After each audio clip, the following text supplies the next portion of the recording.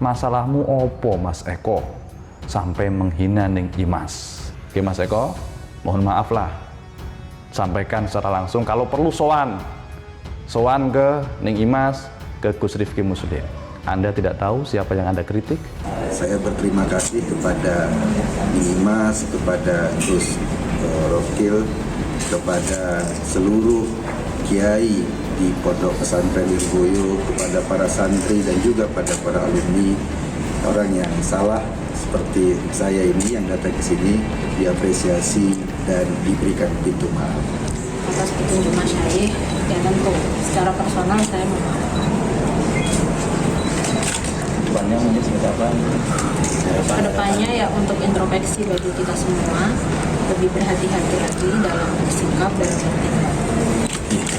Mungkin penghargaan kita terhadap agama berbeda-beda, tetapi bagaimanapun juga apapun yang orang yakini itu patut dihargai. Penghargaan orang siapapun terhadap apa yang dia yakini itu patut dihargai. Kita merasa sedih ya karena dia kepada perempuan dan mengkaitkan dengan apalagi turunan dari komentar-komentarnya pengikutnya itu sungguh lebih sarkas lagi ya. Polisi mesti tangkap Eko Kuntadi karena pernyataannya masuk delik penistaan agama dan UU ITE. Bagi media sosial membuat pernyataan mundur sebagai Ketua Umum Ganjaris. Ganjaris adalah organisasi relawan pendukung Gubernur Jawa Tengah Ganjar Pranowo untuk maju sebagai calon presiden 2024 meski belum jelas dari partai apa.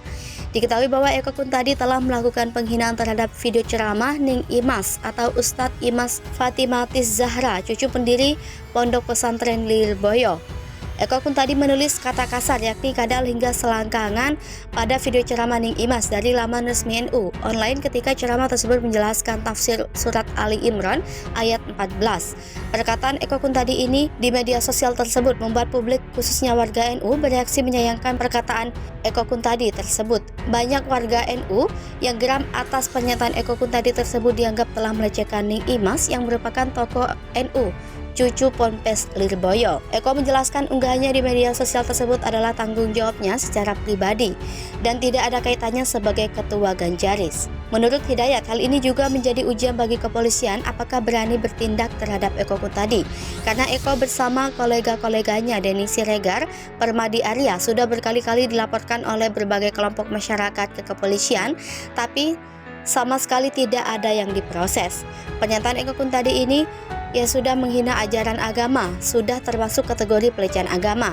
Niat Eko untuk meminta maaf pada Ning Imas atas unggahannya tidak menggugurkan pelanggaran Eko terhadap UU ITE karena pada dasarnya yang dihina bukanlah Ning Imas semata tapi ajaran agama yang telah dilecehkan oleh Eko Kuntadi. Tak puas kenaikan tarif ojol driver se-Jabodetabek ancam demo. Kenaikan harga BBM mempengaruhi nasib para driver taksi online meski terdapat kenaikan tarif ojol untuk menyesuaikan dengan kebijakan kenaikan harga BBM namun belum bisa memuaskan.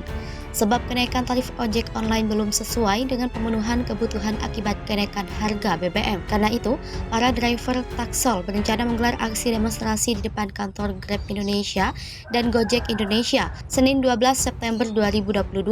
Terdapat dua hal yang akan menjadi tuntutan para driver taksol. Menurut Sekjen Perkumpulan Armada Sewa Indonesia Wiwit Sudarsono, kenaikan tarif 8% terbilang kecil, sehingga para driver meminta aplikator memotong platform fee aplikator maksimal sebesar 15%. Para driver taksol menyesalkan penyesuaian tarif ojol yang telah diumumkan pemerintah pada Rabu lalu mengecualikan kenaikan tarif aksi daring. Terlebih kenaikan sebesar 8% sangat jauh dari harapan. Direktur Jenderal Perhubungan Darat Hendro Sugiatno menjelaskan perhitungan jasa ojek online telah ditetapkan sejak tahun 2019, lalu keputusan Menteri Perhubungan Nomor KP 548 tahun 2020 soal besaran tarif jasa ojol dengan aplikasi yang kemudian diubah menjadi KP 564 tahun 2022. Besaran kenaikan tarif ojol di Indonesia ini beragam berdasarkan sistem zonasi, yaitu zona 1, zona 2, dan zona 3. Adapun tarif ojol yang baru ini meliputi kenaikan pada komponen biaya jasa batas bawah, biaya jasa batas atas, serta biaya jasa minimal per 4 km pertama. Zona 1, tarif batas bawah Rp1.850 per kilometer naik menjadi Rp2.000 per kilometer atau ada kenaikan 8%.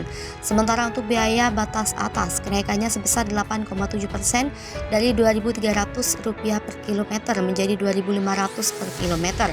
Selanjutnya, untuk zona 2, biaya batas bawah naik dari Rp2.250 per kilometer menjadi Rp2.550 per liter, Rp2.550 per kilometer atau naik 13%. Batas atas naik dari Rp2.650 per kilometer menjadi Rp2.800 per kilometer atau naik 8%. Kemudian untuk zona 3, biaya batas bawah naik dari Rp2.100 per kilometer menjadi Rp2.300 per kilometer atau naik 9%. Batas atas naik dari Rp2.600 per kilometer menjadi Rp2.750 per kilometer atau naik 5,7%. Kembali menurut Wiwit, kenaikan tarif taksi online juga tak kalah mendesaknya dibandingkan tarif ojek online. Pasalnya, taksi online juga menjadi sarana transportasi yang terdampak kenaikan harga BBM bersubsidi yang diberlakukan pada pekan lalu. Masa PA 212 sempat bentrok dengan mahasiswa. Polisi sebut seorang pendemo dilarikan ke RS karena babak belur. Kapolres Metro Jakarta Pusat Kombes Komarudin menyebut ada 1 orang peserta aksi penolakan kenaikan harga BBM di Patung Kuda Arjuna Jakarta Pusat yang mengalami pemukulan. Korban disebut Komarudin mengalami luka lebam. Komarudin sendiri belum menjabarkan secara rinci terkait penyebab korban dipukul. Dia juga belum mengetahui siapa kelompok atau pelaku yang melakukan pemukulan terhadap korban. Bentrok antar massa aksi. Diketahui, bentrokan sempat terjadi saat aksi demonstrasi di kawasan Patung Kuda, Jalan Merdeka Barat, Jakarta Pusat pada Senin 12 September 2022. Bentrokan terjadi antar sesama massa yang menolak kenaikan harga BBM. Saat itu PA 212 berorasi di ruas jalan sebelah kanan atau di dekat pos polisi. Tiba-tiba ada satu mobil komando dari ruas jalan sebelah kanan atau depan gedung Sabta Pesona yang ingin berorasi. Massa tersebut mengatasnamakan diri sebagai mahasiswa Maluku Utara. Tuntutan kedua kelompok ini sama, yakni menolak kenaikan harga BBM. Namun tiba-tiba saja kelompok dari PA 212 merangsek naik ke atas mobil komando. Penyerangan pun terjadi, massa GPR terlihat memukuli mahasiswa itu. Mereka merasa jika aksi depan gedung Sabta Pesona merupakan tandingan. Ada juga yang beranggapan mereka penyusup yang ingin menjelekkan citra Islam. Akibat takut lebih beringas, mobil komando mahasiswa ini pun mundur. Saat mundur, 1 orang peserta aksi mahasiswa sempat tercebur di kolam dengan patung kuda, sementara mobil komando langsung tancap gas. Keberingasan massa GPR belum berakhir. Demonstran yang nyemplung ke kolam patung kuda itu sempat diamuk massa. Sementara massa lainnya terus menjambak kepala mahasiswa tersebut mengarah ke Tanah Abang. Namun saat itu korban dibelokkan kembali ke arah Monas. Sesampainya di Jalan Merdeka Selatan, petugas memberhentikan salah satu ojek online untuk mengangkut orang tersebut agar terhindar dari amukan massa. Namun saat itu mahasiswa tersebut sempat kembali dipukuli dan kunci motor ojek online tersebut bahkan sempat hilang. Beruntung kunci tersebut pun dikembalikan dan korban selamat dari amukan massa.